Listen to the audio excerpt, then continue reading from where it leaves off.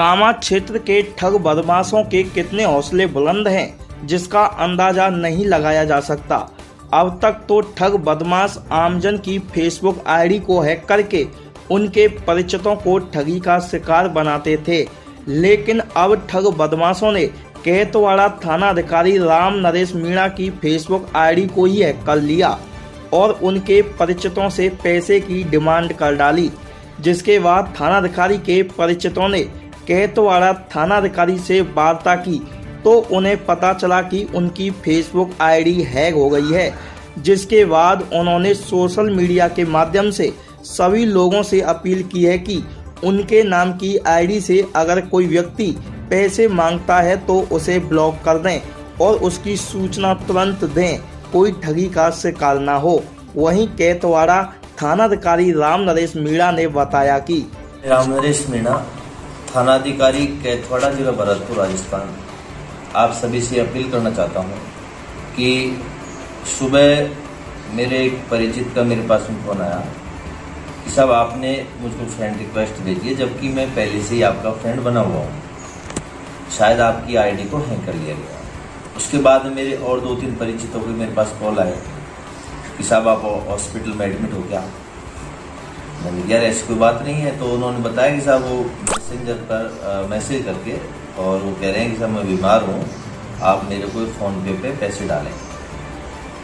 ठगों ने मेरी जो ये फेसबुक आईडी है उसका क्लोन तैयार करके जो मेरे परिचित हैं, मिलने वाले हैं, उनको इन्होंने मैसेज करके पैसे की डिमांड करते हैं। अब मेरे को हॉस्पिटल में बीमार दिखा करके पैसे मांग रहे हैं। मैं कोई बीमार नहीं हूँ। आपसे अपील है कि ऐसे इन जो ये ठग है उसके चक्कर में नहीं आए, उनको कोई पैसा नहीं डालें आप और उसके चंगुल में नहीं फंसे। हम इसका पता लगा करके इस ठग का जो इसने क्लोन तैयार किया है इसके अंजाम तक हम इसको बिल्कुल पहुँचाएंगे।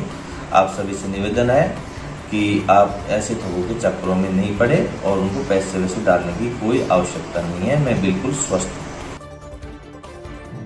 भरतपुर डिपो के परिचालक ने ईमानदारी दिखाई है। आगरा निवासी एक यात्री का लैपटॉप, कपड़े एवं कुछ दवाइयां साथ ही आवश्यक सामग्री को भूलकर चला गया। जब वह अपने घर पहुंचा तो उसे अपने बैग का ध्यान आया। उसने तुरंत भरतपुर डिपो की बस की जानकारी ली और भरतपुर डिपो को फोन किया। परिचालक मनोज चौधरी ने ईमानदारी दिखाते हुए यात्री का सामान आगरा बस स्टैंड पर यात्री को जाकर सौंप दिया।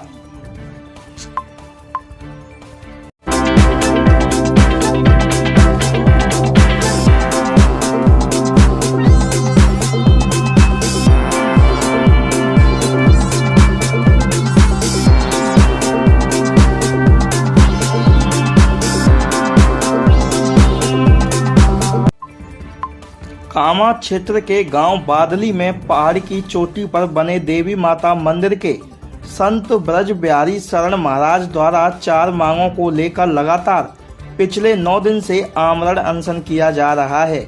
जिसके बाद डीएसपी प्रदीप यादव ने संत से मुलाकात कर 9वें दिन संत का आमरण अनशन जूस पिलाकर समाप्त कराया। डीएसपी साहब के समझाइश पर आज एसडीएम साहब भी आमरण अनशन को खत्म कर रहा हूँ। मर्ज कंट्रोल हो जाने के बाद पुनः आमरण अनशन करूँगा। धन्यवाद बाबा आपके लिए। तो कामा थाना क्षेत्र के अंदर गांव बादली में जो माता जी का मंदिर है उसमें ब्रज बिहारी महाराज जो कि 9 दिन से आमरण अनशन पे कुछ मांगों को लेकर अनशन करे हुए थे, जिनको आज कोरोना के बारे में बताते हुए समझाइश की गई और उसके बाद वो समझाइश से उनका अनशन करवा दिया। जय श्री राधे। मैं धर्म शरण ब्रिजवासी बाबा, हमारे ब्रिज बिहारी शरण बाबा का आमरण अनशन चल रहा था, जिसको 9 दिन में बाबा को हमने बाबा का अनशन ब्रिज बचाओ गौ बचाओ हमारे काम बंद को देवनगरी घोषित किया जाए, इस विषय में आंदोलन चल रहा था। हम सभी इस आंदोलन में सम्मिलित थे, लेकिन आज की स्थिति को देखते हुए आज हमारे कोरोना काल से हमारे भारत देश पर बहुत ही पूरे विश्व पर पूरी विपदा है। इस कोरोना काल से बचने के लिए इस आमरण अनशन को यहाँ पर समाप्त किया जाता है। लेकिन आगामी योजना में कोरोना काल खत्म होते ही हम इसको फिर शुरू करेंगे। जय श्री राम। धन्यवाद बाबा आपके लिए। जय श्री। एक फोटो ले ले भाई। बयाना व्यापार महासंघ की ओर से उपखंड कार्यालय में पहुंचकर एसडीएम सुनील आर्य को राजस्थान सरकार के मंत्री डॉक्टर सुभाष गर्ग के नाम ज्ञापन सौंपा।